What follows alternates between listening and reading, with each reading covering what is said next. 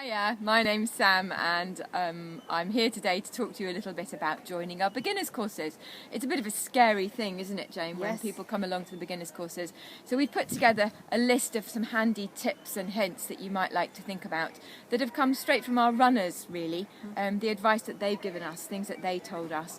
Jane, what was one of the things that one of your runners said? They said that for some people it's really great to tell someone you're going to do something. You commit to it, you've told them, and that makes you do it. But on the other hand, other people like to keep it a secret. I've had two girls who didn't tell their husbands they were coming and ran for the 6 weeks and were so thrilled to be able to go home and say, "Do you want to go out for a run?"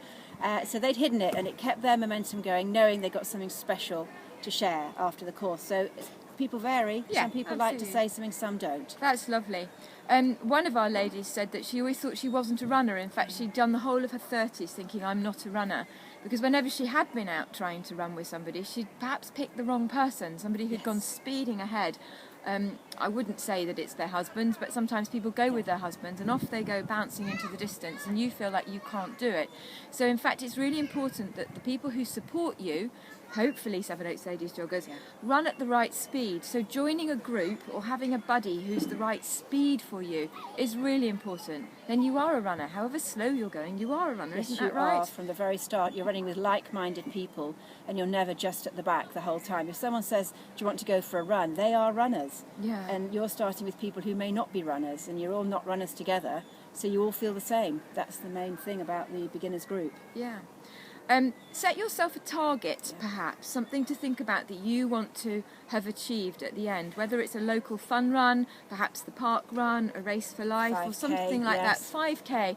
Don't go thinking about doing half marathons just yet. It doesn't mean that you won't do it, but you have to have realistic goals, don't you? Yes. Otherwise it's all too scary and too onerous. Yeah, it's too far ahead to think of anything long and arduous. You want to think in small bite-sized chunks.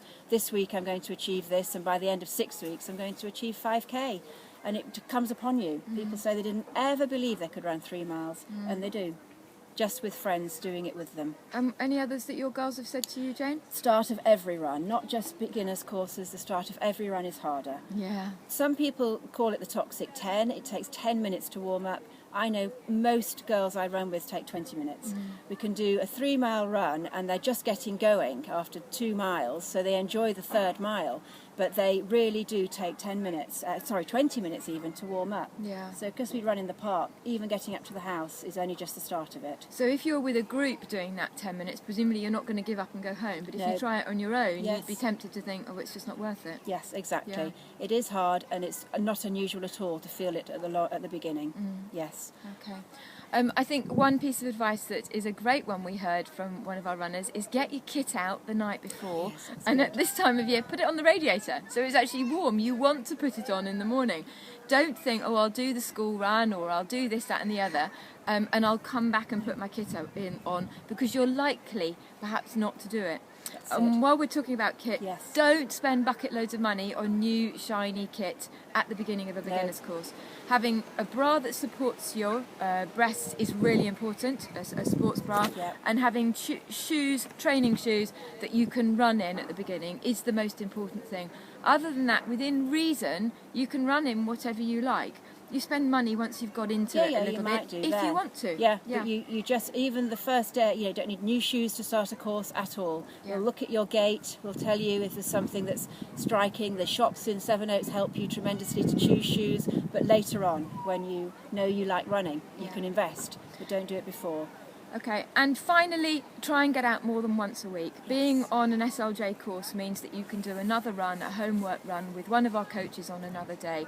So whether you do it like that or whether you go and do the homework we set you, it's up to you. So that was some of our tips to help you think about being a beginner on our beginners course, get you running, get you out and get you confident and motivated. Hope that's been helpful for you, and we look forward to seeing you very soon. Bye-bye. Bye.